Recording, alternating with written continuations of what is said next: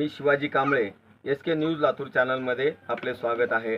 आपण एक ताजी आणि महत्त्वाची बातमी पाहूयात। महात्मा फुले व डॉक्टर बाबासाहेब आंबेडकरांनी आजच्या राज्यकर्त्यांना जोड्याने ठोकलं असतं।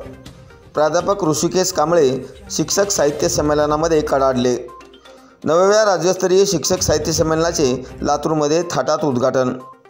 शिक्षण क्षेत्रात विनाअनुदानित तत्व, प्राथमिक शिक्षण सक्तीचे व मोफत नसणे, शिवाय मोदी सरकारचे कौशल्य विकासाच्या नावाखाली विज्ञानाला नाकारणारे नवे शैक्षणिक धोरण समाजामध्ये जातीयता, विषमता निर्माण करणारे आहे। आज जर महात्मा फुले असते तर त्यांनी कोल्हापुरी जोड्याने आणि डॉक्टर बाबासाहेब आंबेडकर असते तर त्यांनी विलायती जोड्याने आजच्या राज्यकर्त्यांना ठोकलं असतं, असे रोखठोक विचार ज्येष्ठ विचारवंत साहित्यिक प्राध्यापक ऋषिकेश कांबळे यांनी लातूर येथे व्यक्त केले।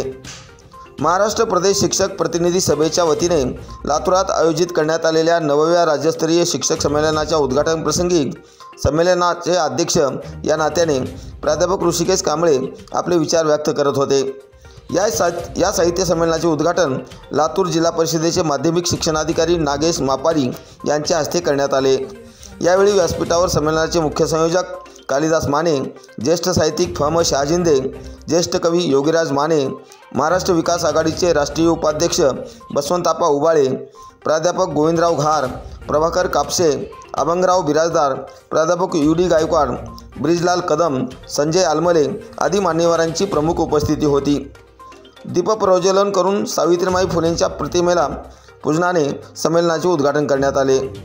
संमेलनाचे अध्यक्ष या नात्याने उपस्थितांना मार्गदर्शन करताना प्राध्यापक ऋषिकेश कांबळे यांनी तत्कालीन मुख्यमंत्री वसंतदादा पाटील यांनी आणलेल्या खाजगी विनाअनुदानित तत्वाच्या निर्णयाने समाजामध्ये विषमता वाढीस लागल्याचा आरोप केला।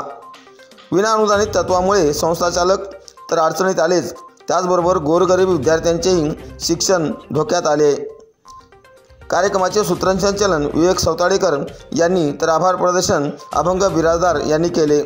या साहित्य संमेलनाला राज्याच्या कानाकोपऱ्यातून शिक्षक प्रतिनिधी मोठ्या संख्येने उपस्थित होते।